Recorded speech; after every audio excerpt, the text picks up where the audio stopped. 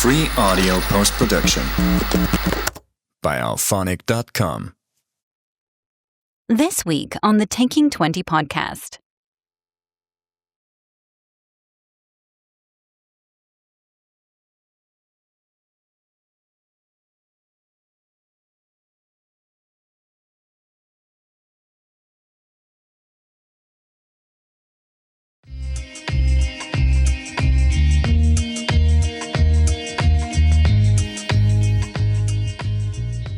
Thank you for listening to the Taking 20 podcast, episode 275. Another entry in the Monster series, this time talking about golems. I want to thank this week's sponsor, Ears. Did you know that Captain Kirk on Star Trek has 3 ears? He has his left ear, his right ear, and the final front ear. Hey, do you have any topics you'd like me to hear me discuss, or questions you'd like me to answer, or maybe issues I can help with? If so, please send me the ideas on the socials, links are in the description by the way, or email me, feedback@taking20podcast.com. Or you can do like a couple people did this week and message me on my Ko-fi, ko-fi.com/taking20podcast. Speaking of which, a huge thank you to Robert and Kurtloy who donated to the podcast over on Ko-fi. One had a question and the other had a topic idea, and they're floating right to the top of my queue. So thank you both for your continued support for the podcast. You guys have been so generous. I greatly appreciate it. Let's get the basics of golems out of the way first. I've heard them pronounced golems and golems, and I'm not sure which is correct. I'm going to use the long O, golems, because I think that's the term from Jewish folklore where the monster originally came from, I think. If you pronounce it differently, by the way, please accept my apologies and just assume I'm a rusticated moron. Golems are constructs in the D&D and Pathfinder 2e game systems. They are automatons, basically, brought to life via magic and crafting checks.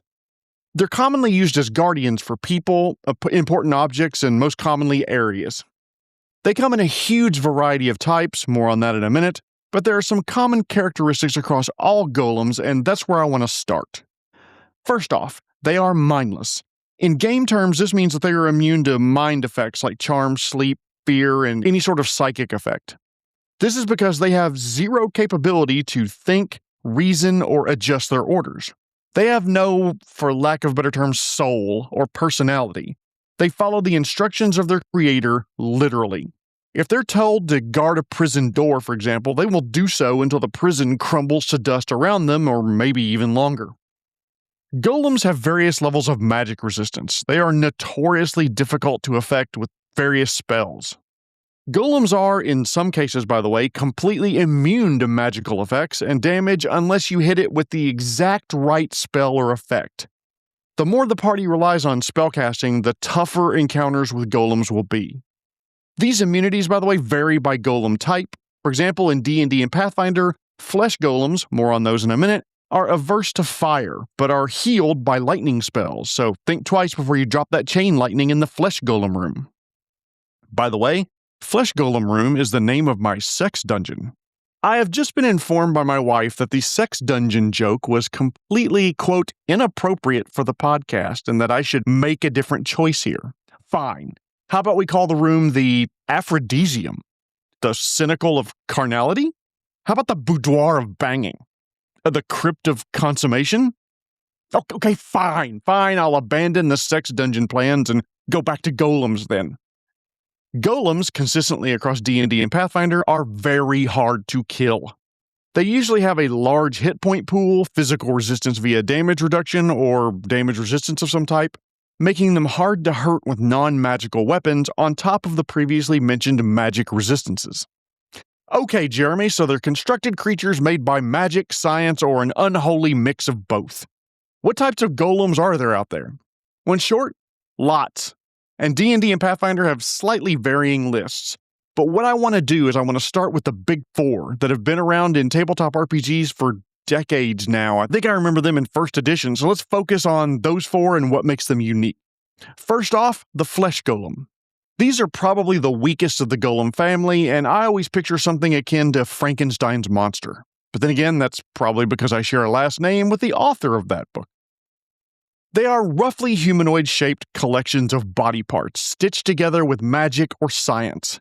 They serve their creators, but may have broken memories from their various component parts. So imagine a creature 7, 8 feet tall, made of lots of different body parts. Some human, some lizard folk, maybe a piece or two of bugbear thrown in, and maybe the snout of the dog, all stitched together, looming over you, ready to slam you to the ground with its giant left hand. And the fuck, is that a tentacle? What are you made of? Then it looks at you, mutters your name, Steven, before screaming in anguish and rushing to attack. And if that doesn't sound fun enough, flesh golems are averse to fire, again like Frankenstein, taking disadvantage on ability checks and attack rolls when they're damaged by it. It lasts until their next turn, but they are healed by electricity damage. Fire bad! That's right, Frank. Fire is bad. Now go over there and guard my gaming books for me, okay? Thanks, buddy. I appreciate you. Also, when flesh golems drop below a certain hit point threshold, they have a chance to go berserk and attack the nearest creature, even allies. That's why I keep an eye on Frank back here. Flesh golems are great challenges for parties of 5th or 6th level characters, but they could be a real challenge to even higher levels of parties that rely on a lot of spellcasters, but they have no good fire damage spells. The second type of golem I want to talk about are clay golems. Clay golems are made from earth, mud, and, appropriately, clay. They can be humanoid in shape, but they don't have to. They could be a semi-formed mass of material shaped like, I don't know, animals, multi-limbed monstrosities, or just giant blobs of earth. One interesting thing from their description in D&D, by the way, is that the material they're made of may have been from, say, a holy site or a magical ruin. I don't know why that little fact sticks with me, but I like the thought of a temple or a mosque or a holy site of a deity being destroyed by an invading army, and the ruins are reshaped into the object of vengeance. Maybe they're roughly the same shape as the deity they're avenging for, like a huge earthen aspect of Grumpsh or Tatiana or Callistria, wreaking havoc on those who dare defile their holy places and people. Back off, Frank. Anyway, sorry. Clay golems have a challenge rating of 9, so they are a lot tougher than flesh golems. They are healed by acid, and once per day can even give themselves the benefit of a haste spell for about a minute, so effectively the entire duration of most fights. Clay golems can also go berserk when dropping below a certain hit point threshold, just like flesh golems do, so be careful about counting one as a permanent ally. Next up, stone golems, challenge rating 10. Massive 10-foot tall automatons hewn from rock that are strong and durable and can completely F up most parties' days. They can be anything from finely carved stone to a crude block of granite, obsidian, limestone, quartz, any type of rock you can imagine. It all depends on the skill level of the creator and the material available to them at the time. My stone golems, when I drop them into a campaign, are usually humanoid shaped, but, the more you read about them, they don't have to be. They could be an animal or some monstrous beast or something that doesn't resemble anything the party's ever seen before. Maybe they kind of look like one of the elder gods beyond the veil with 50 eyes and 100 hands that all want to squeeze the life out of any PC who gets too close. A common shape I could think of for stone golems could be like a mounted general, so it has 4 legs for the horse and the humanoid shape up top that's wielding weapons. Stone golems have a slow ability where they can treat an area as if it's under that spell effect. That makes them harder to kill since you can't attack as often and can't even run away very easily, and you become easier to hit yourself. Now here's where it gets interesting. If you read the 5e description of a golem, it says that it's powered by an elemental spirit from the elemental plane of Earth that's bound to the physical form. So what's the difference between that description of a stone golem and an earth elemental? Robert Norris sent me that question, and when I first read it, honestly, I'd always just glossed over the differences, but they are different creatures. Thank you, Robert, by the way. Your question sent me on a nice learning adventure of my own. It made me learn something I'd never paid attention to, so hey everyone, come with me while we take a little dive on stone golems versus earth elementals. In both D&D and Pathfinder, earth elementals are natural beings of the multiverse, whereas a stone golem is a manufactured tool. While both creatures are basically living stone or rock, the difference lies in their creation, their intelligence, and obviously the game mechanics they have. Let's start simply. Mechanics-wise, you can go all read the stat blocks just like I can, but they have different challenge ratings at your table. I'll just highlight that earth elementals can swim through the ground without leaving a trail, while stone golems have to walk like we traditional prime material plane people do. Fundamentally, the origins of the creatures are very different. Earth elementals are living creatures from the elemental plane of Earth. It is a manifestation of the plane itself. It has a soul, or at least some sort of approximate life force that comes close to a soul. Earth elementals have a language, Terran, that they can speak and understand, and Earth elementals have their own intelligence, free will. Now, granted, the intelligence is low to average, but at least it's intelligent. And they have the capability to determine their own purpose, motivations, and personality. Earth elementals can decide they love you or hate you, or you can potentially be reasoned with, or bribed, or otherwise interacted with as if they are a self-aware being, because they are. Stone golems, by contrast, are constructed objects. They are stone or rock, shaped or carved by a mortal, like a wizard or a priest or something like that, and animated by binding a minor spirit into it. It doesn't eat, sleep, or breathe, and it has no thoughts of its own. It can only follow the commands of its creator. Guard this door. Attack anyone not wearing this vest. Cast slow on anyone who attempts to grab the sacred chalice. That type of thing. Stone golems, unlike earth elementals, have no intelligence, can't speak, can't be bribed or reasoned with. They do not have the capability to differentiate beyond their orders. They don't form separate opinions about different people based on past experiences. In summary, between the two, earth elementals are effectively people. They just happen to be made of stone. However, a stone golem is little more than a security system made of granite that can only take simple actions and will not stop until you are dead or it is. Robert, I hope that answers the question, and thank you very much for sending it in, by the way. If not, please feel free to email me or contact me on coffee again, feedback@taking20podcast.com, and I'll take another crack at answering it one-on-one. The last of the big four that I want to talk about, though, is the Iron Golem. They are challenge rating 16 and are tough as nails, literally. They're iron statues with bladed arms, and they have a poisonous breath attack. They stand like 12 feet tall and weigh 5,000 pounds. They're mechanical armor over a magical core that can shoot flame bolts. Yikes. Besides the magic resistance that all golems have, they are healed by fire spells. So that thing that would take out the flesh golem will just heal the iron golem. We don't want to mix those up. These beasts are difficult for even high-level parties to deal with. In the latest version of D&D, by the way, they have a whopping 252 hit points.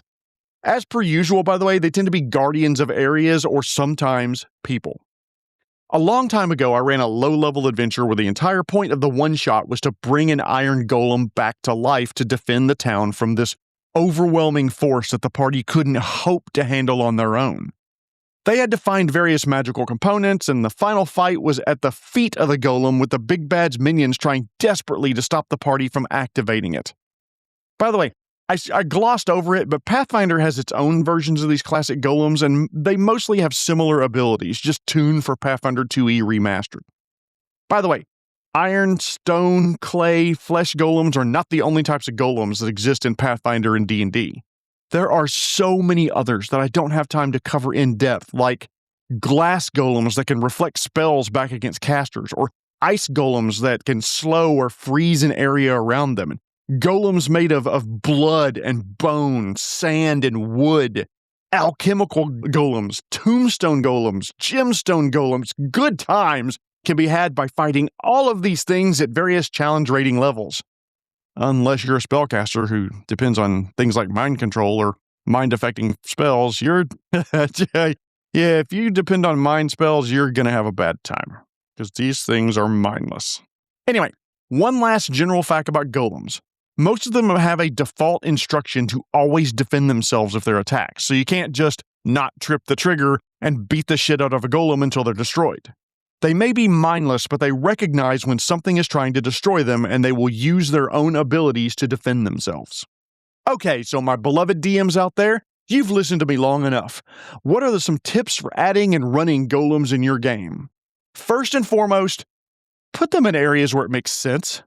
The vast majority of them are created to guard an area. Put them somewhere where it makes sense, like guarding a treasure vault or a maximum security prison or something like that. Golems don't just decide to run away from home and shirk their duties. They're told to stay here and defend X. So they're going to do that until probably and through the end of the world, unless they're given different orders by their creator. As they are designed with their default characteristics and stat blocks, you're not going to meet a golem adventurer who gives up the dull life of a bodyguard to set out and become a bard. Nope, they're mindless and expensive, and so they're always created for a purpose, and they will execute that purpose relentlessly. Secondly, the only time they'll be encountered as wandering monsters would be when they're executing a command given to them by their creator. Take this thing to Lord Burpmeister or whatever. They do so without question and will ignore anything else unless they're stopped or attacked. So, a great random encounter would be a flesh golem delivering something between a big bad and the lieutenant, for example. If the party attacks it, they're going to have a nasty fight on their hands. But if they're smart, stay out of its way, follow it, they may get led straight to a fight with the lieutenant, bypassing a lot of trouble along the way. Third tip. To increase the fight difficulty, put golems in areas where their magic resistance gives them an advantage, and the environment can trigger their healing abilities.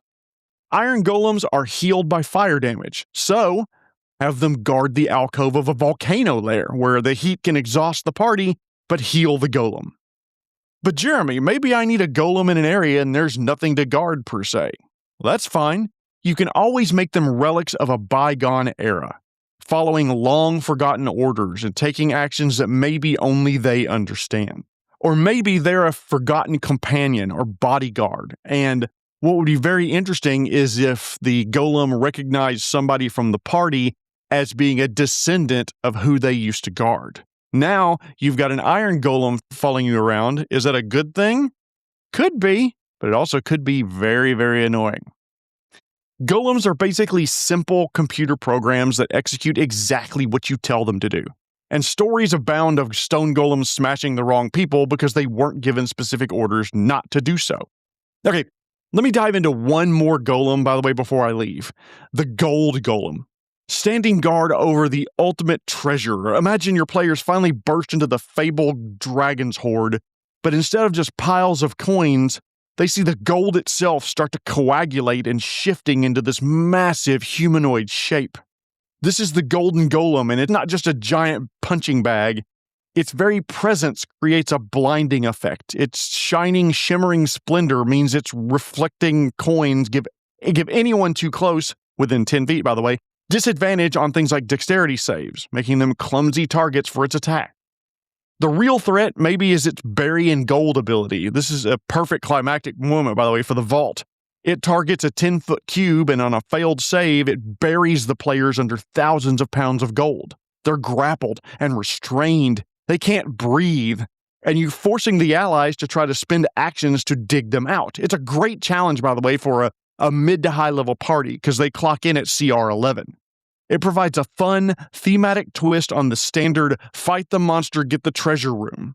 Plus, when the party finally wins, the golem breaks down, satisfyingly shattering into a million pieces. Maybe all of that treasure that it's made up of is lost, but it leaves behind the massive pile of loot it was guarding, which is a great payoff.